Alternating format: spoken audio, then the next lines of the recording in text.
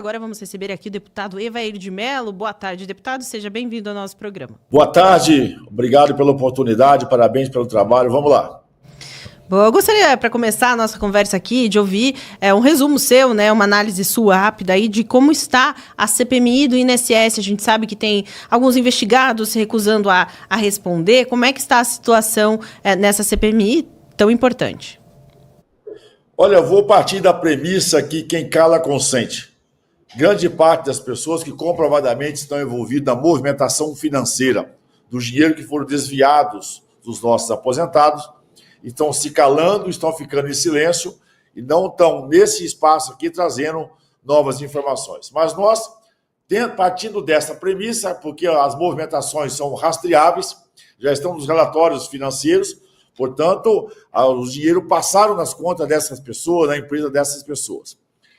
Todas as empresas e as entidades envolvidas têm o mesmo modo operante. Familiar envolvido, esposa, filho, cunhado, pai e mãe, são conglomerados familiares, com uma proteção jurídica que às vezes vem de uma outra alçada. Hoje mesmo, nós estamos entrevistando uma senhora, e ela é uma médica, mas dona de 4 empresas, ela que era esposa do ex-procurador-geral do INSS, e comprovadamente passou dinheiro movimentado pelo careca do INSS para conta dessas empresas. Portanto, mesmo com o silêncio dela, nós estamos conseguindo fazer esse rastreamento. Um outro ponto extremamente importante é que a base do governo tem trabalhado muito para derrotar e derrubar algumas convocações que seriam necessárias e importantes. Não é só a do suspeito Frei Chico, irmão do Lula, que claramente ele está nesse sindicato, no Sindinap, a pedido do presidente Lula. O Frei Chico, que sempre recebeu propina da Odebrecht a pedido do Lula, e naturalmente ele é um vice-presidente, ele não é um ordenador de despesa direta, mas é claro que ele usa a sua influência e o seu relacionamento para obter vantagens. Nós estamos cumprindo o nosso papel, são sessões longas, um trabalho muito longo. Nesse ano de 2025 vamos trabalhar os chamados descontos não autorizados, e 2026 vamos trabalhar com os consignados, que parece que o rombo é muito maior, e aí envolve naturalmente as financeiras e os bancos, vai ser um segundo momento. O papel da CPMI está sendo cumprido, é trazer as pessoas, fazer o debate. O nosso relator, Alfredo Gaspar, pela experiência, pelo homem experiente que é do Ministério Público, fazendo um papel brilhante, ele facilita, sim, a nossa vida, porque ele tem lucidez, sabe o caminho, sabe o processo, está se preparando muito bem, e isso, naturalmente, facilita a publicidade das nossas exposições nas etapas seguintes. O ponto negativo, como eu disse, é a blindagem que o governo está fazendo de muitas pessoas que teriam muito a informar aqui, de pessoas envolvidas, e o governo trabalha naturalmente para poder blindar essas pessoas. Também nos bastidores, sempre que vem um acusado aqui, nos momentos de folga, a gente sempre observa que os deputados e senadores da base do governo Lula estão sempre muito próximos aos advogados dos investigados, estão sempre muito próximas às pessoas que estão sendo investigadas aqui, o que mostra que em algum momento nós vamos chegar onde está o laço dessa promiscuidade que está posta aí. Deputado, diante desse trabalho que tem sido realizado pelos senhores à frente da CPMI, vários fatos, tivemos agora também um pedido de decretação de prisão preventiva da senhora Tânia Galete, que inclusive ficou comprovado ali que um escritório de advocacia do marido recebeu milhões de reais. De todos os fatos até agora que vieram a público, qual mais chamou a atenção do senhor diante da dimensão desse escândalo? Naturalmente, o cinismo do careca do INSS, ele talvez tenha sido, vou abrir aspas, assim, um dos grandes momentos aqui na casa, porque passa por ele, junto com o seu Camisotti, grande parte dos volumes que foram desviados. Uma coisa que tem que ser destacado de novo, o modo operante de todos aqueles que estiveram aqui. Essas empresas de fachada montada, revestida de consultoria e assessoria, que vendem serviço. Só que serviço de 100 milhões de reais não é muito fácil explicar qual o serviço que foi feito.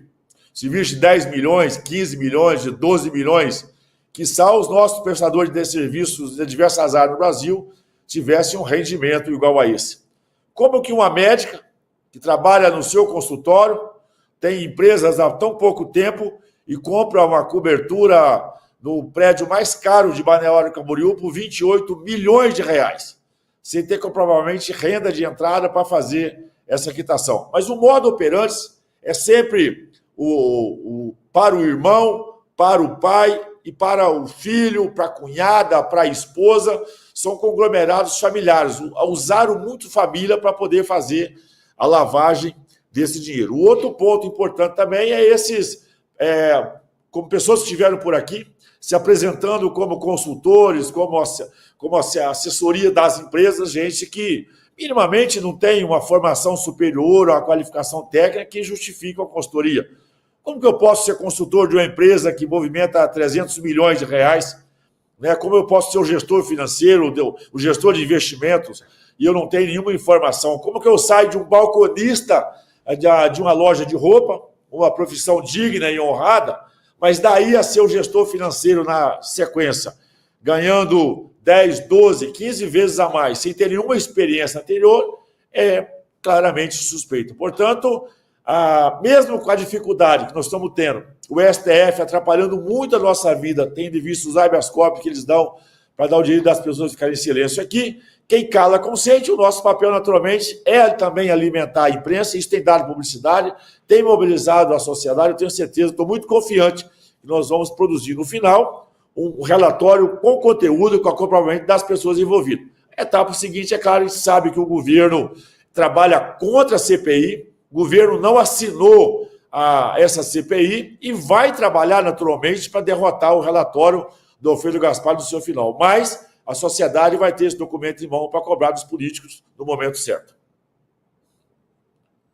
Perfeito. Deputado, a gente tem visto frequentemente o governo Lula, e especificamente o próprio Lula, criticando, batendo de frente aí com o Congresso. A gente vê, inclusive, uma movimentação, praticamente uma campanha mesmo nas redes sociais, levantando aquela hashtag Congresso Inimigo do Povo, criando todo esse clima entre os poderes. Como o senhor tem visto isso? O senhor acredita que Hugo Motta tem defendido, de certa forma, ali a Câmara dos Deputados, ou o senhor tem sentido falta disso, né? E o próprio posicionamento dos seus colegas, como o senhor vê em relação a esses ataques ao Legislativo? Olha, o Lula é claramente um construtor de narrativas e o construtor de uma retórica ao seu interesse.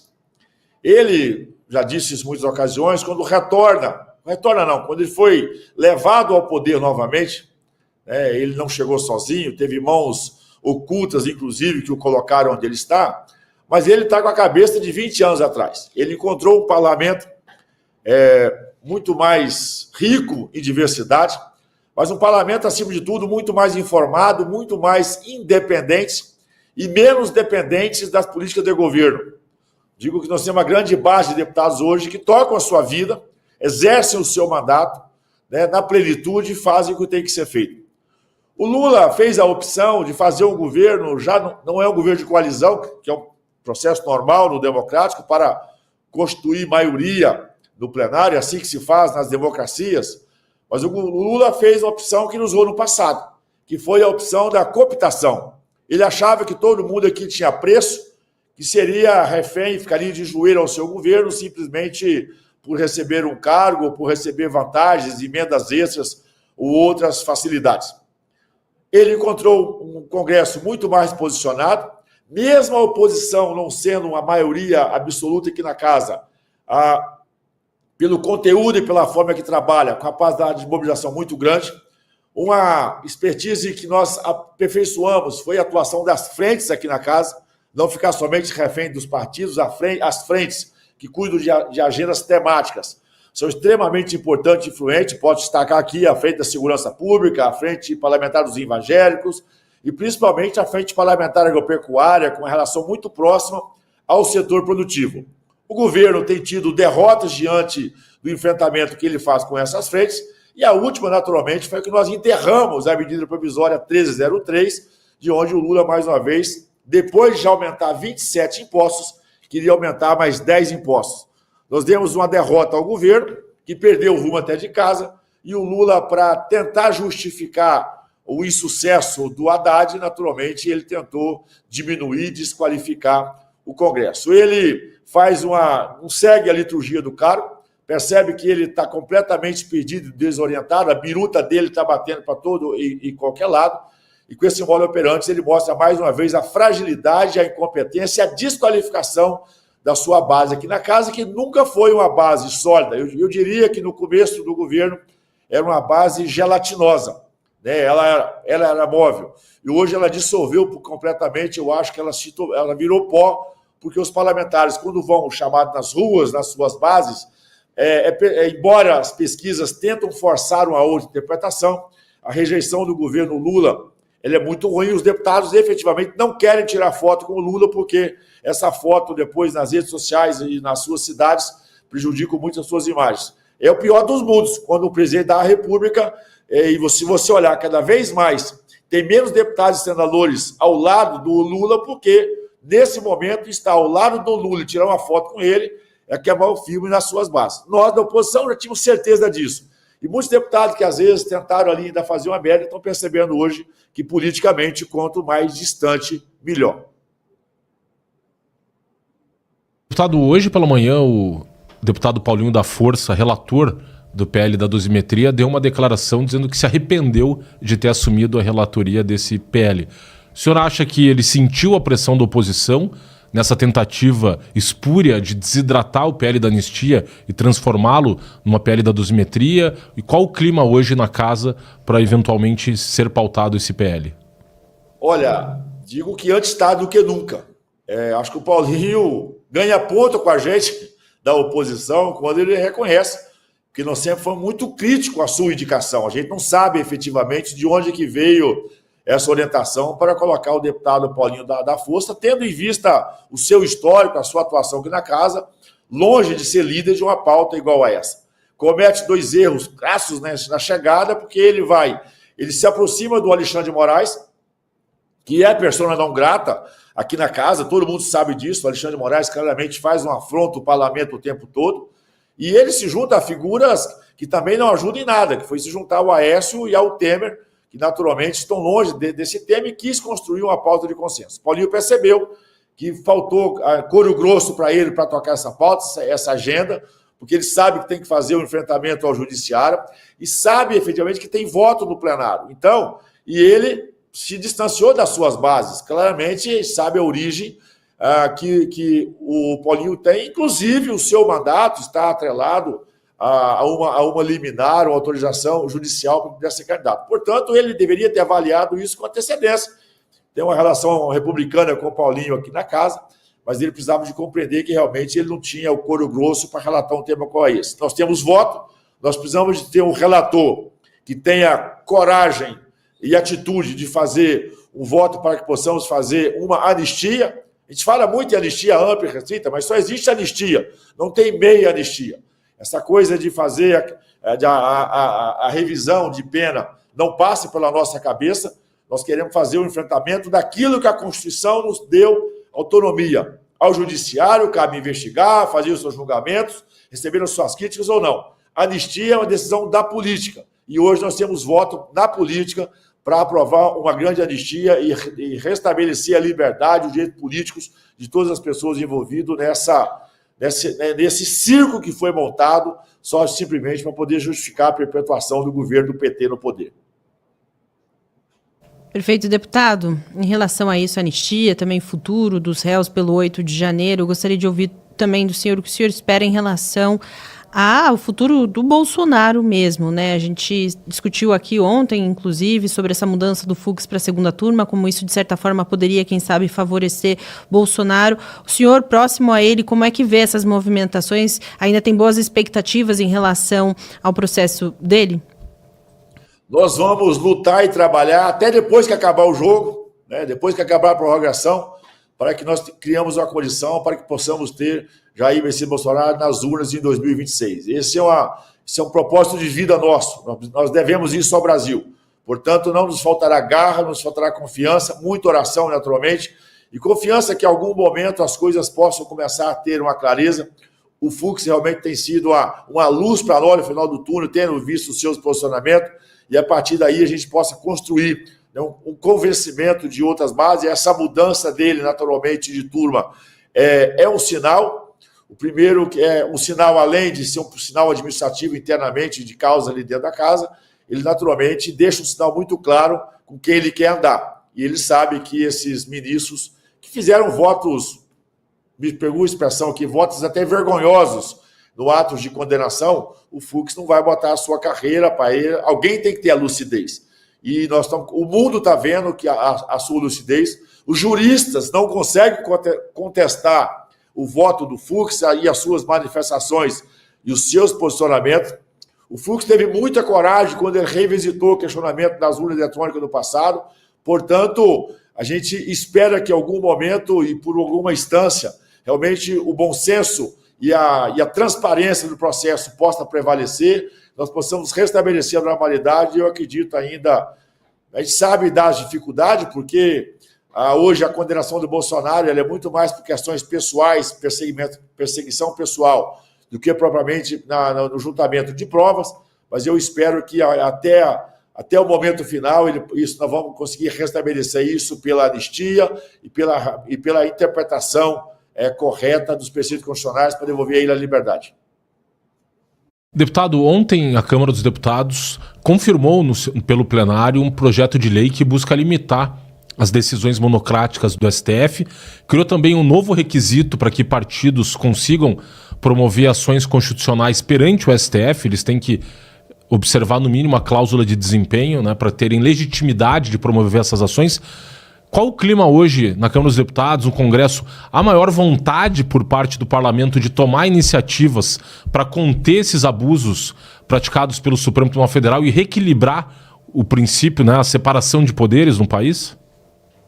Mesmo com as ameaças veladas do sistema judiciário sobre as nossas atividades parlamentares, nós não vamos ficar de joelhos. Naturalmente, nós não vamos nos furtar da nossa missão, que é a produção legislativa. O Supremo está tentando legislar muitas vezes, o que é um erro e muito ruim para a democracia. Legislar é uma competência que passa obrigatoriamente pelo parlamento, mesmo quando é fruto de medidas provisórias que vêm oriundo do Executivo. O parlamento o Supremo tem dito que vai ter dificuldades em aceitar, mas ao Supremo e à legislação não compete isso.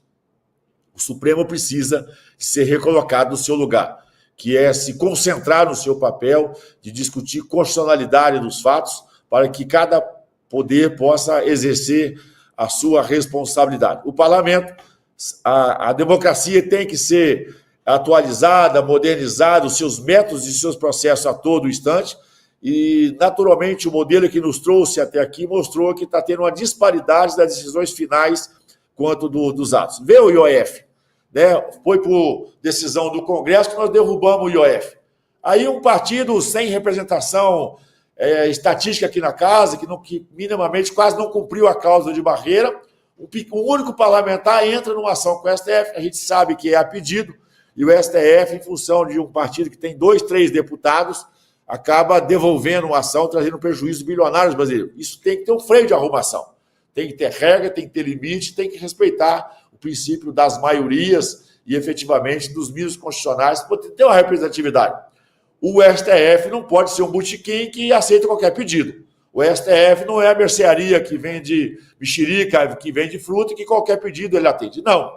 Lá realmente tem que ser uma casa que tenha o seu tamanho e, naturalmente, para que nós possamos acessá-lo, também possamos ter uma representação política, até para ter uma legitimidade dos nossos eleitores de ações que não vão fazer no STF. Portanto, esse Congresso não vai se curvar, está disposto a fazer as alterações para que cada poder seja colocado no seu lugar e cada um faça suas correções internas. Deputado, como é que fica o PP União para o ano que vem, né? Eleições, a gente sabe que existe uma divisão aí, algumas divisões em relação ao governo Lula. O que o senhor espera aí dos partidos e agora desse partido, pensando no ano que vem nas eleições de 2026? Eu posso falar por mim. Eu trabalho, sou um partido progressista que está federado com a União, né? Sou oposição desde o primeiro momento que esse governo foi anunciado como vencedor das eleições. E o meu histórico é o seguinte, eu fui ser líder do Bolsonaro no governo passado, antes do PP estar na base do Bolsonaro. O PP depois já veio para onde eu já estava há muito tempo. Eu fui para a oposição no início desse governo praticamente sozinho. Eu até brincava, eu era quase um leproso, porque eu estava quase sozinho, mais um ou dois colegas na oposição. Hoje o PP já tem manifestação, já tem orientação pública de ir para a oposição. Quando se juntou à União, também faz esse movimento de oposição. Portanto, fico feliz de novo por ter antecipado esse movimento. Eu, particularmente, vou trabalhar para que nós tenhamos um projeto único, consolidado de direito de 2026, liderado e orientado por Jair Messias Bolsonaro. Vou trabalhar nessa direção, para que Jair Bolsonaro possa ser o nosso grande líder, orientador e, claro, trabalhar para que ele possa ser o nosso principal agente, né, ser o nosso candidato, mas o importante dizer é que eu vou trabalhar para que a Federação Progressista e União trabalhe na Agenda de 26 com as orientações que vêm da origem de Jair Bolsonaro, que é o grande líder da direita que o Brasil construiu ao longo da sua história e, naturalmente, num momento como esse. Em função do seu histórico, do seu governo, o Jair Messias Bolsonaro tem toda a legitimidade de nos orientar e nos liderar nos rumos de 26. E eu quero trabalhar para convencer a maioria dos parlamentares progressistas aí do nosso União para que possamos vir nessa direção. Muito bom, deputado. Muito obrigada pela sua companhia aqui. Volte mais vezes ao Sem Rodeios. Obrigado pela oportunidade, parabéns pelo trabalho. Voltar agora, porque a CPMI hoje, com certeza, nós vamos quase amanhecer o dia. Vão ser longas horas. E o Brasil está acompanhando, e naturalmente possamos, quiçá hoje, revelar algumas coisas importantes para desmantelar por vez essa quadrilha, esse crime organizado que foi feito para roubar os aposentados do Brasil.